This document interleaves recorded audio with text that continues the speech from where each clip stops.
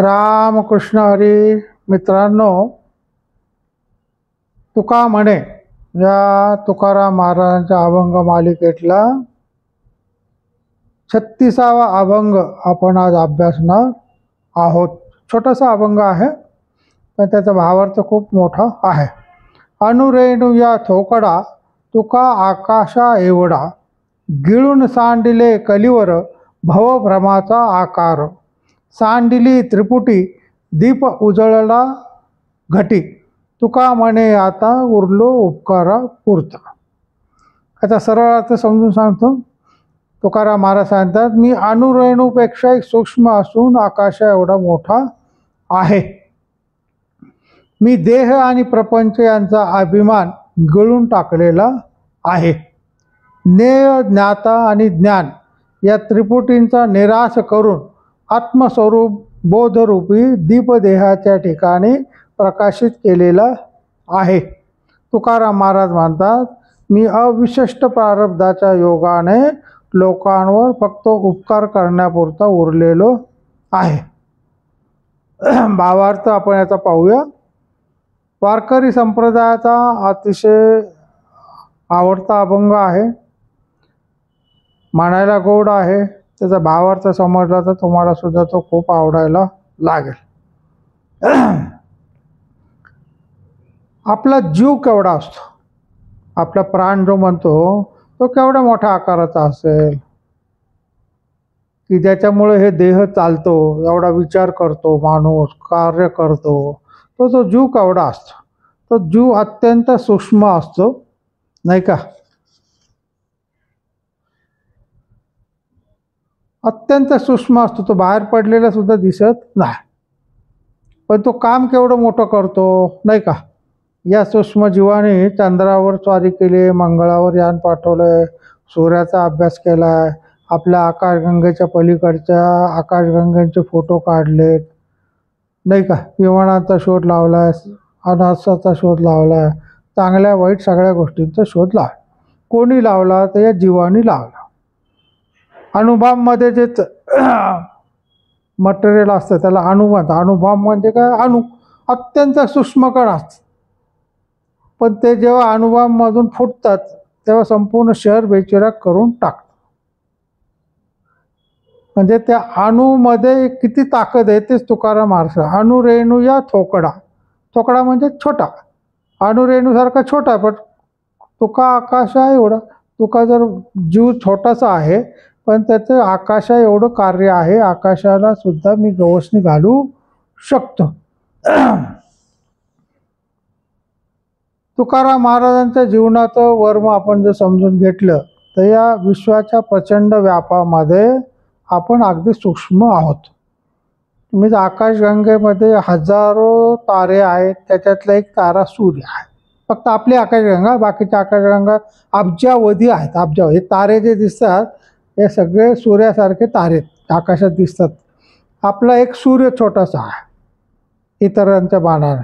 त्याच्यामध्ये आपला तो ग्रह पृथ्वी, त्या पृथ्वीवर आपला देश, देशात आपलं राज्य, राज्यात आपलं गाव, आणि मग त्याच्यात आपलं छोटंसं घर. पण त्याचा सुद्धा अभिमान आपल्याला खूप असतो. म्हणजे आपण जर पृथ्वीचा सोडून द्या, जगाचा जो आकाशगंगेचा विचार केला तर आपण किड्या मुंगी एवढे सुद्धा नाही, त्याच्यापेक्षाही सूक्ष्म. पण आपल्याला अभिमान खूप असतो. माझ्या धर्माचा, माझ्या कामाचा, माझ्या रूपाचा, माझ्या पैशाचा काय उपयोग आहे या जगामध्ये? कोणीच नाही का? तुकाराम महाराज आपल्याला ते समजून सांगतात आहे की देह प्रपंच यांचा अभिमान त्यांनी सोडला, म्हणून तर त्यांना देव दिसायला लागला. आपल्याला जोपर्यंत हा अभिमान आहे की माझं 4 BHK फ्लॅट आहे, माझी भारी गाडी आहे, माझे पोरं इंजिनिअरिंग कॉलेजला आहे, मला 3 लाख रुपये महिना पगार आहे, हे सगळे अभिमान खोटे. अहो, तुम्हाला 3 लाख पगार अभिमान आहे. अंबानी 3 लाख रुपये मिनिटाला कमवतात, नाही का? त्यांच्या पुढे आपण किती जाडकी पत्ती आहोत, नाही का? अंबानीपेक्षा ॲलन मस्क मोठे आहेत. त्याच्यामुळं प्रत्येकापेक्षा कोणीतरी शेराला 1.25 शेर असतो. बुद्धिमत्तेचे सुद्धा कोणाचं सांगतात, अगदी छोट्या माणसाच्या काही जणांची बुद्धी छोट्या माणूस समजतो त्याच्यापेक्षा मोठी असते. आपल्याला जे वाटतं तसं नसतं. काही लोकांची बुद्धी प्रकट होत नाही, वेळ आल्यावर येत. मी एकच उदाहरण पाहिलं की एका ट्रक कारखान्यामध्ये मोठा ट्रक बनवला होता एका माणसावर, आणि तो कंपनीच्या गेटमधून बाहेर निघाला, कारण त्याची उंची थोडीशी गेटच्या पेक्षा मोठी होती. आता काय करावं नाही का, मालकाला पण प्रश्न पडला, एक ट्रक बाहेर काढायचा कसा? एक तर गेट तोडा, नाही तर मग ट्रकचे स्पेअर पार्ट करून बाहेर काढा. बरेच इंजिनियर वगैरे आले पण त्यांना काही डोकं चाललं ना.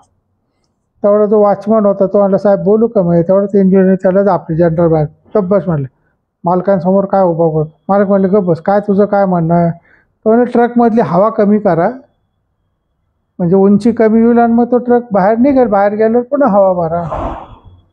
किती सोपी आयडिया म्हणले. एवढे 4 इंजिनियर जनरल मॅनेजर बसले, यांच्या डोक्यात आयडिया जी वॉचमनच्या डोक्यात आली. उदाहरण समजून सांगायचं आहे की तुमच्या बुद्धीपेक्षाही छोट्या मुलाची बुद्धी सुद्धा काही वेळा जास्त तल्लक चालू शकते वेळेला. त्यामुळे अभिमान कशाचाही धरता कामा नये, मोठेपणाचा तर नाहीच नाही. कारण ज्याच्या घरी अभिमान आहे तो अभिमान खालचा हा होतोच. भगवान श्रीकृष्णाचं तुम्ही पाहिलेलं असेल तर त्यांनी भीमाचं, अर्जुनाचं गर्वहरण केलेलं आहे. मनुष्याला परमेश्वराने प्राण्यापेक्षा जास्त बुद्धी दिलेली आहे. मनुष्य जे इतर प्राणी आहेत ते फक्त त्या दिवसाचा खाण्यापिण्याचा विचार करतात. आत्मपुरुष जो आहे, आपण जो मनुष्य आहोत, तो भविष्याचा विचार करतो, मोक्षप्राप्तीचा विचार करतो, भगवंताबद्दल विचार करू शकतो. आपण आपलं हे आयुष्याचं कल्याण कसं करू याचा विचार तो अवश्य करू शकतो. म्हणून आपल्याला जे दिलेलं आहे भगवंताने त्याचा अभिमान न धरता आपण परमेश्वराला प्राप्त करून मोक्ष कसा मिळू याकडे आपलं लक्ष गेलं पाहिजे. भगवान श्रीकृष्ण अर्जुनाला सांगतात ते, आघवाची आकाश स्थिती जेवी वायुशी नित्य वस्ती, तेवी जगीत विश्रांती स्थान ज्या आहे विश्वची माझे घर, ऐशी मती ज्याची स्थिर, किंबहुना चराचर आपण झाला. हे विश्वची माझे घर असं जेव्हा आपण मानू तेव्हाच त्या माणसाला मोक्षप्राप्तीची शक्यता असते. मग याही वरी पार्था माझ्या भजनी असता, तरी त्याचे मी माथा मुकुट घरी. आणि जो माझ्याजवळ बरोबरसाठी आस्था ठेवतो त्याच्याच मी कल्याण करतो. तुकाराम महाराजांचा जो अर्थ आपल्याला समजून घ्यायचा आहे की तुकाराम महाराजमध्ये जे आपल्याला समजून सांगतात आहे की गिळून सांडिले कलीवर भवभ्रमाचा आकार. हे जे भ्रम आहेत आपल्याला, मी मोठा आहे, मी बुद्धिमान आहे, मी श्रीमंत आहे, हे सगळे भ्रम आहेत. हे कधी फुटतील याचा काही भरोसा नसतो. तुम्ही अनेक उदाहरण पाहिले असेल की लंकाचा राव होतो, रावाचा रंक होतो. अनेक मोठे उद्योगपती भिकारी झालेले पाहिलेले आहेत. आणि अगदी पेट्रोल पंपावर पेट्रोल भरणारे धीरूभाई अंबानी भारतातले सगळ्यात श्रीमंत अब्जाधीश झालेले याच लोकांनी पाहिलेले आहेत. त्याच्यामुळे कोणाचं नशीब कधी उजाळेल, भगवंत कोणावर कृपा करेल हे सांगता येत नाही. म्हणून आपल्याला जो भ्रम आहे तो सोडला पाहिजे. सांडिली त्रिपुटी दीप उजळला घटी. आता घटी म्हणजे काय? देह. आपल्या हृदयामध्ये ज्ञानाचा दीप उजळला गेला पाहिजे. मग आता ज्ञान कोणतं पाहिजे? तर माणसाला जे समोर दिसतं ते खरं वाटतं, पण ते खरं नसतं, नाही का? मग त्या ज्ञान दिसण्याच्या मागं जी शक्ती आहे ती आपल्याला पाहता आली पाहिजे. की विचार करा की मनुष्याच्या म्हणजे स्त्रीच्या पोटात गर्भधारणा होते, त्याला वाढवतो कोण? त्याला माणसासारखे कान डोळे कोण देतं? त्याच्यामध्ये आत्मा कुठून येतो आणि तो गर्भामध्ये कसा काय राहतो? 9 महिने त्याचं पोषण कसं होतं? बाहेर आल्यानंतर म्हणजे जो पोटात जिवंत राहतो तो बाहेर आल्यावर जिवंत राहतो. पोटामध्ये त्याला श्वासोश्वास कोणी दिला? मग त्याच्यामध्ये तो बिनश्वासाचा राहू शकतो आणि बाहेर आल्यावर श्वास घेऊनही राहू शकतो. हे सगळीच सुटत नाही. म्हणजे हे करणारा कोणीतरी वेगळा आहे ही भावना आपल्याला पटते, नाही का? मांजरीच्या पोटी मांजरच जन्माला येतं, कुत्रा का नाही जन्माला? हा जो प्रश्न आहे की त्याला तसेच कुत्र्याला का शेपूट काय येतं, माणसाला का नाही आले शेपूट, तो जो प्रश्न आहे की भगवंत करणारा हा सगळा भगवंत आहे. मग ही भगवंतावर आपण श्रद्धा जर ठेवली तर आपल्याला ज्ञाता ज्ञान ध्येय श्रोता श्राव्य श्रवण अशा जे अनेक त्रिपुट आहेत त्या माणसाला त्याची जाणीव होती की हे सगळं भ्रम आहे. कोणीच त्या बुद्धिमान नाही, कोणी वेडा नाही, कोणी शहाणा नाही, कोणी चांगला नाही, कोणी वाईट नाही. हे सगळे आपले भ्रम आहेत. प्रत्येकजण प्रत्येक नशिबाच्या कर्माने तो फळ भोगत राहतो आणि त्याच्या कर्मानुसार तो वागत राहतो. माणूस चांगला वागतो, वाईट वागतो म्हणजे काय, त्याला देव जशी बुद्धी देतो तसं तो वागत राहतो. तुकाराम महाराज आपल्याला सांगतात आहे की मी आकाशा एवढा मोठा होऊन जगाची जाणीव करून घेऊन लागलो. दीप उजळला घटी म्हणजे देहामध्ये मनामध्ये खरा ज्ञानाचा प्रकाश पडला. मग खरं ज्ञान काय की देव आहे, देव हे सगळे सृष्टी चालवतो आणि त्याच्यापुढं आपण नतमस्तक होणं हीच आपल्याला भगवंताची खरी सेवा होय. दासबोधामध्ये समर्थ रामदास सांगतात ते जेथे ध्यान धारणा सरे. दासबोधामध्ये काय सांगितले, जेथे ध्यान धारणा सरे कल्पना निर्विकल्प पुरे केवळ ज्ञाप्ती मात्र करे सूक्ष्म ब्रह्म भव मृगजळ आटले लटके बंधन सुटले अजन्मास मुक्त केले जन्म दुःखापासून. ज्याला सुख दुःखच राहिले नाही असा माणूस इतरांच्या दृष्टीने फक्त उपकारापुरतच राहील. कारण त्याला कोणी शिव्या दिल्या, कोणी चांगलं म्हटलं तरी काहीच फरक पडत, त्याला जेवायला दिलं काय नाही दिलं काय त्याला काहीच फरक पडत. मग तो माणूस जे काही करतो ते दुसऱ्यांवर उपकार करण्यापुरताच जगतो. तुकाराम महाराज हेच सांगतात आहे की माझा देहवास संपला, मला कुठल्या सुखदुःखाची जाणीव आता होत नाही. मनामध्ये ज्ञानदीप प्रगट झालेला आहे. इतरांचे दुःख दूर करायचं, त्यांना सन्मार्गाला लावायचं, त्यांना खऱ्या ज्ञानाची जाणीव करून द्यायची, एवढंच माझं काम उरलेलं आहे. आपल्याला सुद्धा हेच जाणीव झाली पाहिजे की आता माझं सगळा संसार पूर्ण झाला, आता उरलेल्या आयुष्यात मी काय करू. तर मी इतरांना ज्ञान देण्याचा प्रयत्न करेल, मी इतरांचं दुःख दूर करण्याचा प्रयत्न करेल, जे काही थोडेफार माझ्याकडे पैसे त्याचा सदुपयोग करण्याचा मी प्रयत्न करेल.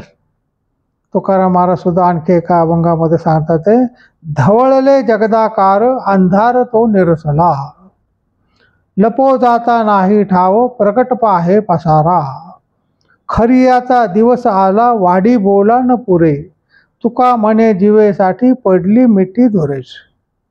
आपला अहंपणा सोडला, अभिमान सोडला, रूपाचा, पैशाचा, संपत्तीचा, सत्तेचा. कारण आज सत्तेवर आहे तो उद्या कदाचित तुरुंगात गेलेला दिसून येतो. आपण आपल्या भारतीय लोकशाहीमध्ये पाहिलं 15-15 वर्ष सत्ता भोगलेले लोक आरोपावरून तुरुंगामध्ये गेलेत.